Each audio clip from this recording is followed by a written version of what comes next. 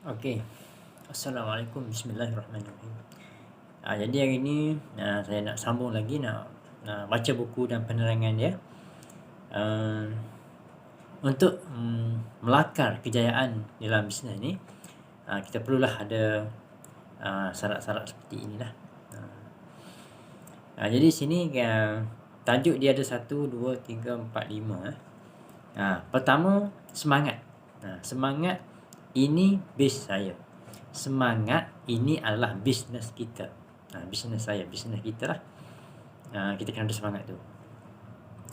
Ini adalah bisnes anda. Duit telah dikeluarkan untuk berniaga. Maknanya kita dah keluarkan modal untuk memulakan satu perniagaan.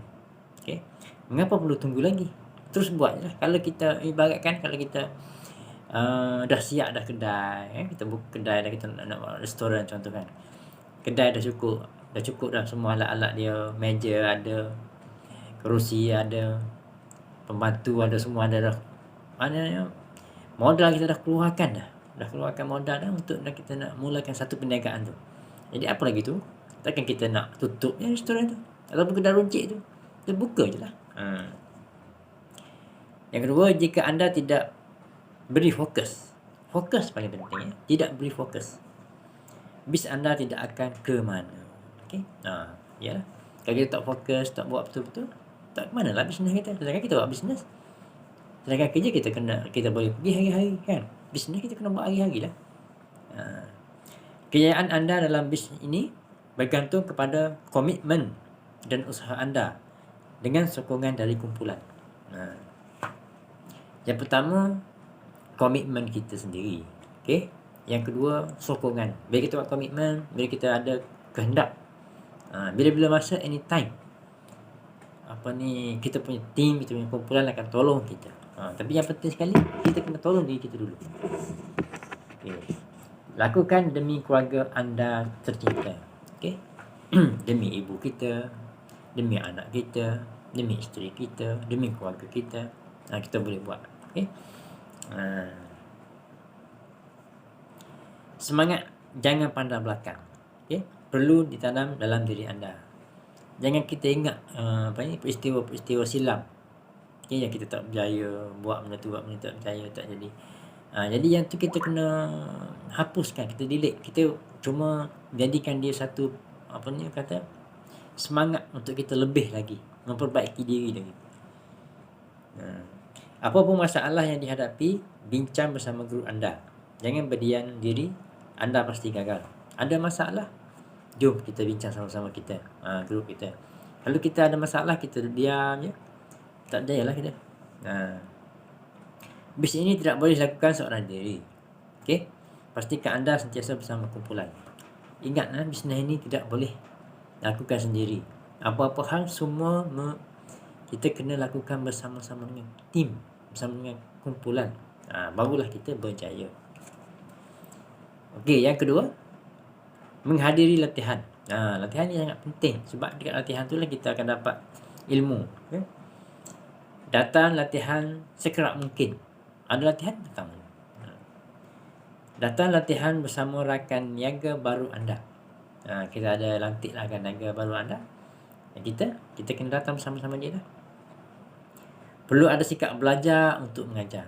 Okay, setiap kali kita belajar tu, kita untuk mengajar. Bukan hanya datang untuk mendengar. Okay? Bukan sekadar kita pergi tu dengar je. Maknanya kita pergi tu, kita nak belajar dan kita akan mengajar. Anda perlu turunkan ilmu anda pada network anda. Kita kena turunkan ilmu kita kepada rakan niaga baru kita. Ilmu adalah elemen paling penting perlu ada untuk menguruskan bisnes ini secara efektif. Tanpa ilmu, maknanya macam mana kita nak menguruskan bisnes ini dengan efektif. Kita kena ada lengkap ilmu-ilmu berkenaan dengan bisnes ini, baru bisnes kita akan berjalan dengan lancar, dengan efektif. Pendapatan anda dalam bisnes ini bergantung bagaimana anda membina bombing network anda. Macam mana cara kita bina network kita, duplikasi dia macam mana, itulah pendapatan kita. Lagi banyak ilmu anda, anda lebih dihormati, dihargai oleh rakan niaga anda. Itu penting. Kita banyak ilmu, kita akan dihormati oleh rakan niaga kita, dan dipercayai lah kita, dan kita boleh handle bisnes kita dengan baik. Okay. Pemimpin yang hebat adalah mereka yang tahu apa yang mereka lakukan. Penting tu. Apa yang dilakukan tu, dia tahu apa yang dilakukan tu, bukan lakukan sia-sia. Okay. Jadilah seorang pemimpin dan lahirkan lebih ramai pemimpin. Kita jadi pemimpin, okay, lepas tu kita lahirkan lagi lebih ramai pemimpin. Itulah kejayaan. Jadilah trainer secepat mungkin. Okay. Baru anda boleh lihat bagaimana nanti lajunya network anda. Kita kena jadi trainer secepat mungkin. Lagi cepat anda menjadi trainer, lagi cepat anda akan jadi KP. Jadi usahawan yang berjaya lah. Dan lagi cepat impian anda akan tercapai. Datang latihan sekerap mungkin kerana setiap trainer mempunyai cara penyampaian yang berlainan dan idea yang berbeza. Kita ada ramai trainer-trainer kat sini. Jadi setiap kali ada training kita datang dan kita ambil ilmu daripada trainer-trainer yang berlainan walaupun topik-topik mungkin sama. Okay, yang ketiga, jangan malu bertanya. Okay. Kami tidak kisah untuk diganggu demi untuk mendapatkan ilmu dalam bisnes ini. Semua orang macam tu. Okay. Lagi banyak anda tanya, lagi banyak ilmu yang anda nak perolehi. Banyak tanya, kita dapat banyak ilmu. Adalah baiknya anda tanya upline anda daripada anda disoal oleh downline anda. Jadi apa-apa hal kita ada masalah, kita kena tanya upline kita. Kita kena tanya introducer kita, apa solusi ataupun jalan jalan keluar untuk masalah tu. Jadi kita kena tanya. Jadi bila network kita tanya, kita boleh jawab. Okey. Apapun kesaksian dalam menjalankan bisnes ini, rujuk kepada upline dan mereka yang boleh membantu menyelesaikan masalah anda itu. Kita ada sanksi ataupun kita tidak yakin, kita tanya kepada upline, kita bincang dengan dia. Okay? Jangan tanya pada orang yang tidak tahu pasal bisnes ini. Ia mungkin akan merosakkan bisnes anda. Orang di luar sana, orang yang tak pernah tahu, orang tak pernah join, orang tak pernah belajar, tak pernah training, dia tak tahu apa-apa. Jadi kita tanya dia, merosakkan bisnes kita sendiri. Kita tanya orang yang dah berjaya dah ni. Itu yang paling penting.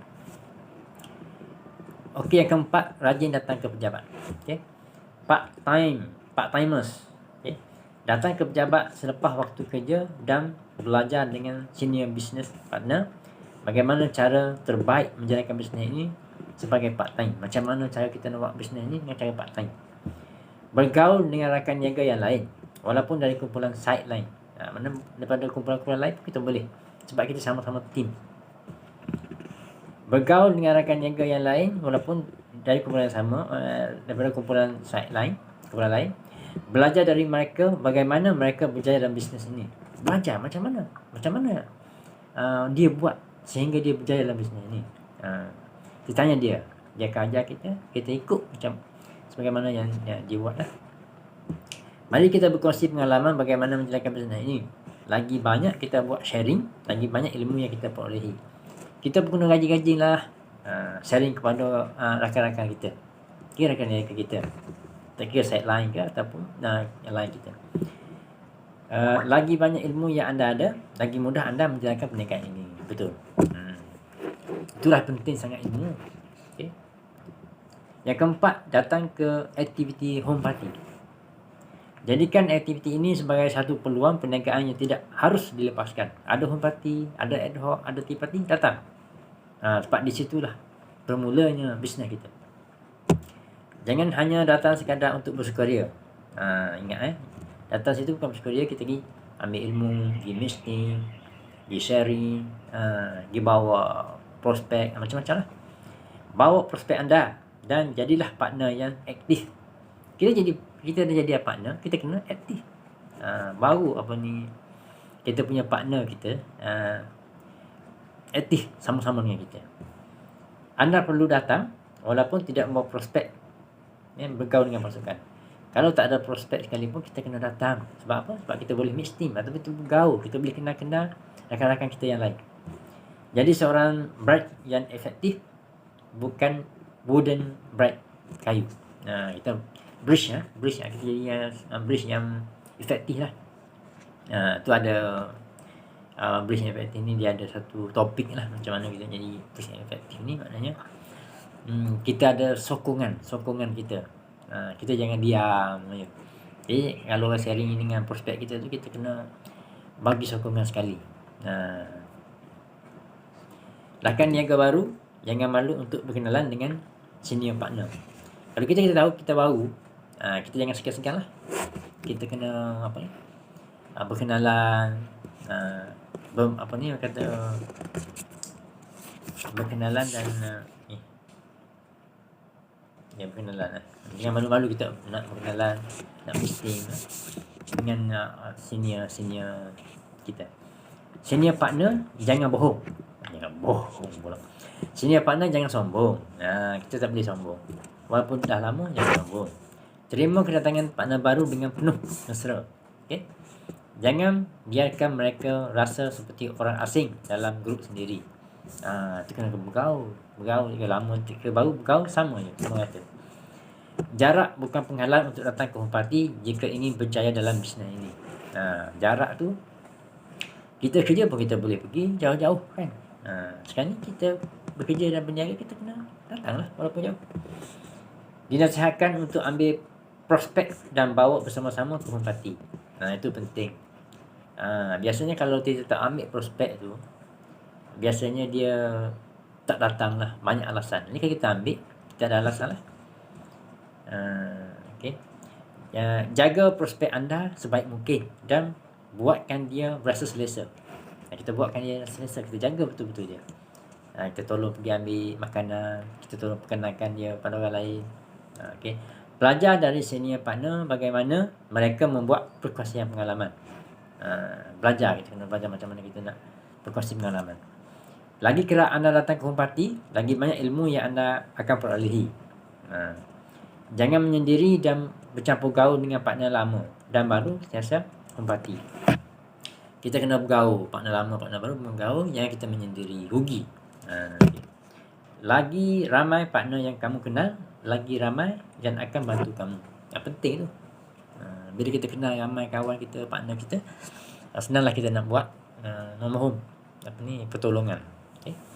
Okey, topik hari ni cuma sampai situ saja. Kita akan sambung kepada topik pemikiran anda pada pada video akan datang lah.